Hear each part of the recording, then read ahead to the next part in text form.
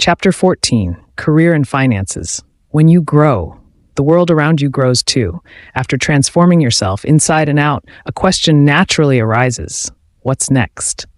In the past, your next may have been shaped by the expectations of others, your parents, society, your boss, but now it's entirely up to you.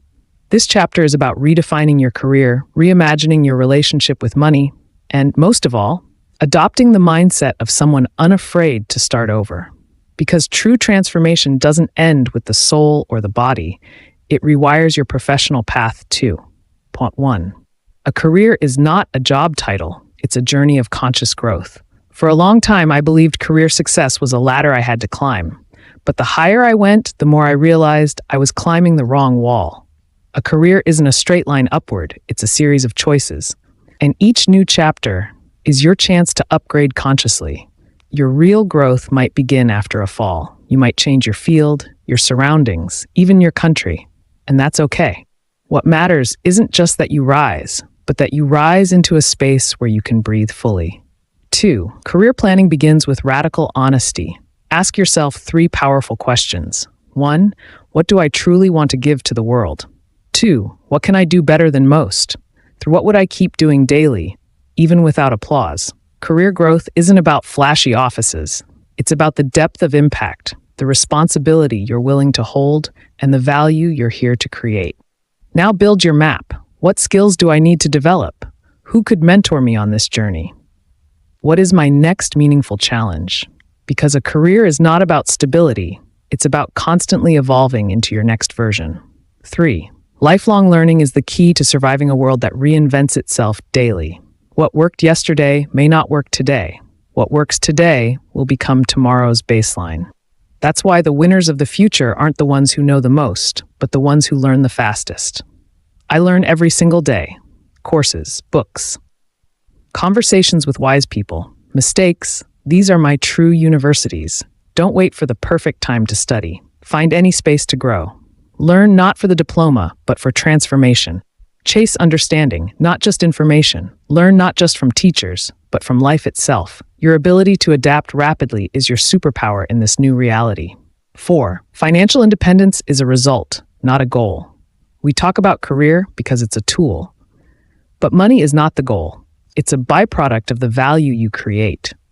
When you're in the right place, doing work that matters, money follows naturally. It becomes a reflection of your contribution. I've gone from zero to stability. And here's what I can tell you honestly. Money doesn't give you freedom. Financial awareness does, which means knowing how to save without depriving yourself of joy, knowing how to invest rather than just spend, knowing the value behind the price. Conclusion: begin your new career as the next chapter of your transformed self. After inner transformation comes expression. Your career is not just a job, it's the arena where your renewed self comes alive. And money? It's just the energetic reflection of your true value. Reinvention is not just the courage to dream. It's the courage to act. You are not obligated to continue a path that no longer feels like yours.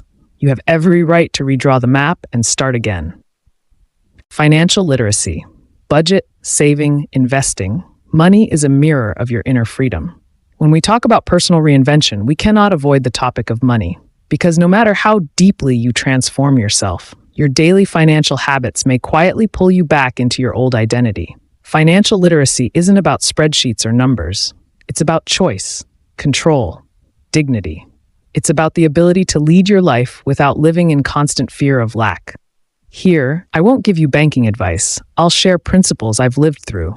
Principles that reshaped not just how I handle money, but how I see myself. 1. Budgeting is not restriction. It's a blueprint for freedom. I used to fear the word budget. It sounded like something boring, bureaucratic, even suffocating. But in truth, budgeting gives you power. When you know where every dollar is going, you're not just saving, you're directing the energy you create. Budgeting isn't about limitations. It's about conscious choice. I started with something simple: 50%. Essentials 20%, savings 20, investments 10%, joy and growth. Then I adjusted the formula to fit my reality. There's no perfect scheme, only your willingness to be honest with yourself. 2. Saving is your armor in an unpredictable world. Most people start saving when it's already too late. I used to live that way too. It's too early to start saving. What will $100 even change? But the truth is, it's not the amount that matters, it's the habit. Every time you save even 5% of your income, you're laying another brick in the foundation of your stability. Saving isn't just your safety net, it's a psychological signal to yourself. I can manage. I'm not a victim of circumstance. I recommend building 3 peace capsules: 1 emergency fund, 3 to 6 months of living expenses; 2 opportunity fund, courses, travel, new projects; dream fund, the things that light you up; 3 investing is how you make time your ally. We're all limited by time, but when your money starts working for you, your impact expands beyond those limits. For a long time, I delayed investing, thinking, that's for rich people. Until I realized they're rich because they invest. To invest doesn't mean jumping straight into stocks, crypto, or real estate. It means investing in yourself, investing in knowledge, investing in missions aligned with your values. The moment you see money as a tool for growth, not just spending, the game changes. My first investment was a book, then a course, then a team. Each of them gave me something no money could buy: awareness and confidence. Conclusion: financial freedom begins not with wealth, but with identity. You're no longer someone who lives paycheck to paycheck. You are a person who can create, save, and multiply. Financial literacy is part of your greater reset, because you can't feel truly free if each month is haunted by the question, will it be enough? Start small. Create a budget for next month. Save your first $100. Then ask, how could I invest this to become the version of me I'm becoming?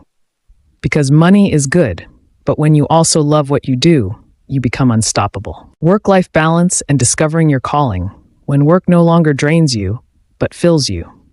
For a long time, I believed that true success demanded sacrifice, that you had to grind until you collapse, that you had to endure because that's just life. But eventually I realized true success isn't measured by how many hours you work, but by the quality of the life your work creates. And that brings us to one of the greatest challenges of the modern world. How do you find your true work without losing yourself in the process? 1. Balance isn't a myth, it's a choice. When you reset your life, your priorities shift. What once seemed normal, working nonstop, pushing your personal life to the side, suddenly starts to feel wrong. Off, because your body and soul no longer want to live in survival mode. They want to live intentionally, at a rhythm that fuels you, not burns you out. Balance doesn't mean every day will be perfect. It means you're present where it truly matters. At work, you're effective. At home, you're emotionally available. Within yourself, you're honest. What helped me? 1. Setting clear boundaries between work and personal life. 2. Scheduling not just tasks, but rest, connection, and silence. 3. Asking myself, are all these tasks really worth my time? 2. A calling is not a dream job, it's a state of soul. People often ask me, how do I find my purpose? But a better question is, in what work do I stop betraying myself? A calling is not a title, not a salary. It's something that awakens you to yourself. Where you don't lose energy, you generate it. How do you find it? There are no formulas. But here are the signs that guided me. Something you'd be willing to do even without pay, at first. Something that challenges you to grow, even when it's hard. Something that leaves you with a sense of depth, not depletion. Finding your calling is like seeing your reflection, without illusions. You remember who you are, and you realize your work is not just how you survive, it's part of your identity. 3. Work should never kill your life. It should enrich it. The first time I gave myself permission not to work on the weekend, I was scared. It felt like I'd fall behind, lose momentum, fail. But I gained something greater. Inner space. Work should complement your life, not consume it. Your partner, your kids, your health, your creativity. These are not leftovers after work. They are your true wealth. A fulfilling career isn't about pleasing everyone. It's about living in alignment with your renewed self. Conclusion. Your calling isn't something you find, it's something you uncover when you stop running from yourself. Balance isn't about equal time. It's about the quality of your presence. Your calling isn't pinned on a map. It grows inside you when you start living with honesty. After your reset, you're no longer looking for just a job. You're looking for meaningful work and a life that breathes. Because your best self isn't a goal. It's the path you've already chosen.